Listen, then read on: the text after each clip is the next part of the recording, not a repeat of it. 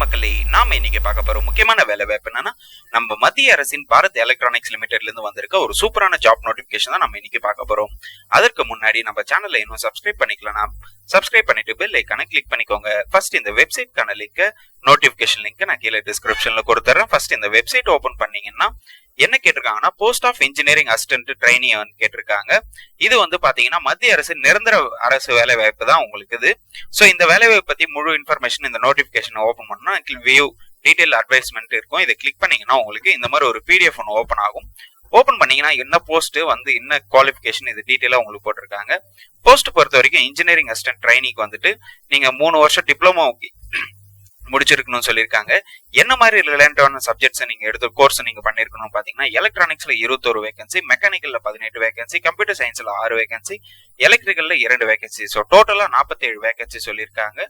So category வைஸா உங்களுக்கு பிரிச்சிருக்காங்க பாருங்க. யூஆர்ல 19, இடபிள்யூஎஸ்ல 5, ஓபிசில 13, எஸ்சில 7, எஸ்டில 3.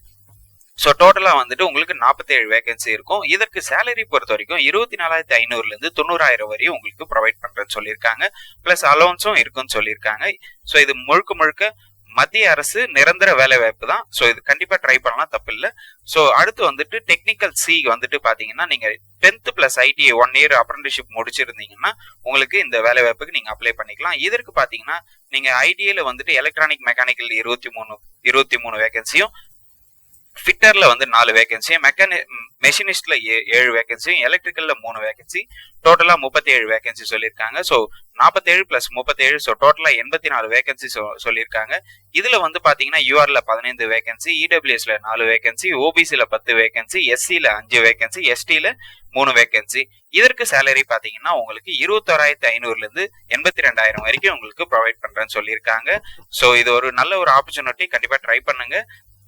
எலிஜிபிலிட்டி கிரைட்டீரியா, அதாவது உங்களோட ஏஜ் லிமிட் பொறுத்த வரைக்கும் நீங்க இன்ஜினியரிங் அசிஸ்டன்ட் ட்ரை பண்றீங்கன்னா உங்களுக்கு 28 வயசு வரை இருக்குன்னு சொல்லியிருக்காங்க. டெக்னிக்கல் சில வந்து பாத்தீங்கன்னா 28 வயசு வரைக்கும் நீங்க அப்ளை பண்ணிக்கலாம்.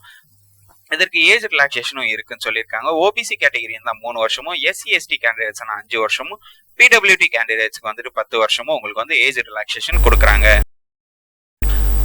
ஸோ எஜுகேஷன் குவாலிஃபிகேஷன் பொறுத்த வரைக்கும் பாத்தீங்கன்னா இன்ஜினியரிங் அசிஸ்டன்ட்டுக்கு வந்துட்டு உங்களுக்கு 3 வருஷம் நீங்க டிப்ளமோ முடிச்சிருக்கணும். பிளஸ் வந்து 60% ஆஃப் மார்க் எடுத்திருக்கணும்னு சொல்லியிருக்காங்க. இதுவே எஸ்சி எஸ்டி கேண்டிடேட்ஸ்னா 50% ஆஃப் மார்க் எடுத்திருக்கணும்னு சொல்லியிருக்காங்க. உங்களுக்கு அதே மாதிரி வந்து டெக்னிக்கல் சில வந்துட்டு நீங்க 10th பிளஸ் ஐடிஐ முடிச்சிருக்கணும்னு சொல்லியிருக்காங்க. பிளஸ் வந்துட்டு 1 வருஷம் அப்ரண்டிஷிப் சர்டிபிகேட் உங்ககிட்ட இருக்கணும்னு சொல்லியிருக்காங்க. அப்படி இல்லைன்னா 10th பிளஸ் 3 இயர்ஸ் வந்து நேஷனல் அப்ரண்டிஷிப் சர்டிபிகேட் கோர்ஸ் ஏதாவது நீங்க பண்ணிருந்தா உங்களுக்கு எலிஜிபிள் ஆகும்னு சொல்லியிருக்காங்க. இதற்கும் வந்துட்டு 60% ஆஃப் நீங்க மார்க் எடுத்திருக்கணும். SC ST candidates 50% of mark எடுத்திருக்கணும். எக்ஸ்பீரியன்ஸ் பொறுத்த வரைக்கும் எதுவும் தேவையில்லைன்னு சொல்லியிருக்காங்க. ஸோ இந்த வேலை வாய்ப்பு பொறுத்த வரைக்கும் உங்களுக்கு வந்து முழுக்க பெங்களூர்ல இருக்கும். அதாவது கர்நாடகா பெங்களூர்ல தான் உங்களுக்கு இந்த ஒர்க்கே இருக்கும். ஸோ பெங்களூர்ல தான் இது ஃபுல் அண்ட் ஃபுல் வந்துட்டு நேச்சர் ஆஃப் ஒர்க்ஸ் சொல்லியிருக்காங்க. இன்டர்வியூஸ் எல்லாமே பெங்களூர்ல தான் இருக்கும். அடுத்து வந்து இந்த வேலை வாய்ப்புக்கு மெத்தட் ஆஃப் செலக்ஷன் பாத்தீங்கன்னா உங்களுக்கு கம்ப்யூட்டர் பேஸ்ட் எக்ஸாம் நடத்துவாங்க. ஸோ கம்ப்யூட்டர் பேஸ்ட் எக்ஸாம் முடிஞ்ச உடனே உங்களுக்கு அதாவது உங்களுக்கு இன்டர்வியூ, அதுக்கப்புறம் வந்து சர்டிபிகேட் வெரிஃபிகேஷன் இருக்கும். ஸோ இது முடிச்சிட்டீங்கன்னா இந்த வேலை வாய்ப்பு உங்களுக்கு ப்ரொவைட் பண்ணிடுவாங்க. கம்ப்யூட்டர் பேஸ்ட் எக்ஸாம் பாத்தீங்கன்னா உங்களுக்கு என்னென்ன டாபிக்ல கேட்பாங்கன்னா ஜென்ரல் ஆப்டிடியூட்ல 50 மார்க்கு கேட்பாங்க. அதுல வந்து உங்களுக்கு கிளியரா இங்க மென்ஷன் பண்ணிருக்காங்க பாருங்க. இதெல்லாம் நீங்க நல்லா படிச்சீங்களாவே போதுமானதுதான். ஸோ பார்ட் 2 வந்துட்டு பாத்தீங்கன்னா டெக்னிக்கல் ஆப்டிடியூட்ல 100 மார்க் கேட்கறாங்க. ஸோ டோட்டலா வந்து 150 மார்க்ஸ்க்கு வந்துட்டு உங்களுக்கு கொஸ்டின்ஸ் கேட்பாங்க. இதுல மினிமம் குவாலிஃபை மார்க் பாத்தீங்கன்னா நீங்க general OBC EWS candidates 35% of mark எடுக்கணும்னு சொல்லியிருக்காங்க. எஸ்சி எஸ்டி பிடபிள்யூடி கேண்டிடேட்ஸ் வந்துட்டு 30% ஆஃப் மார்க் எடுத்தாலே நீங்க குவாலிஃபை ஆயிடுவீங்க. ஸோ கம்ப்யூட்டர் பேஸ்ட் எக்ஸாம் என்னைக்கு நடக்கும் பாத்தீங்கன்னா டிசம்பர் 2024 உங்களுக்கு இந்த கம்ப்யூட்டர் பேஸ்ட் எக்ஸாம் நடக்கும். ஸோ அலௌன்சன்ஸ் எல்லாம் உங்களுக்கு பே அண்ட் அலௌன்ஸ் எல்லாம் உங்களுக்கு கிளியரா மென்ஷன் பண்ணிருக்காங்க. எல்லாமே இருக்குன்னு சொல்லியிருக்காங்க. ஹவுஸ் அலௌன்ஸ், ரெண்ட் அலௌன்ஸ், இந்த மாதிரி அலௌன்சஸ் எல்லாம் உங்களுக்கு இருக்குன்னு சொல்லியிருக்காங்க. இந்த வேலை வாய்ப்புக்கு அப்ளிகேஷன் ஃபீஸ் பொறுத்த வரைக்கும் நீங்க ஜென்ரல் கேட்டகரியா இருந்தீங்கன்னா 295 ரூபாய் நீங்க பே பண்ற மாதிரி இருக்கும். அதாவது 250 பிளஸ் 18% ஜிஎஸ்டி போட்டு உங்களுக்கு 295 ரூபாய் நீங்க வந்துட்டு பே பண்ற மாதிரி இருக்கும். இதுவே எஸ்சி எஸ்டி பிடபிள்யூபிடி கேண்டிடேட்ஸா இருந்தீங்கன்னா நீங்க ஃபீஸ் பே பண்ணணும்னு அவசியம் இல்லைன்னு சொல்லியிருக்காங்க. ஸோ இந்த வேலை வாய்ப்புக்கு எப்படி ஆன்லைன்ல அப்ளை பண்ணணும்னு பாத்தீங்கன்னா இந்த வெப்சைட்ல போயிட்டு தான் உங்களுக்கு இந்த வேலை வாய்ப்புக்கு நீங்க அப்ளை பண்ண முடியும். அது இங்க இருக்கு பாருங்க. நீங்க வந்து ஃப்ரெஷ் கேண்டிடேட்ஸா இருந்தீங்கன்னா இங்க ஃபர்ஸ்ட் வந்து உங்களோட லாகினை வந்து ரிஜிஸ்டர் பண்ணணும். ஸோ லாகின் ரெஜிஸ்டர் பண்ணிட்டு உங்களோட டாக்குமெண்ட்ஸ் எல்லாம் நீங்க கரெக்டா அப்லோட் பண்ற மாதிரி இருக்கும்.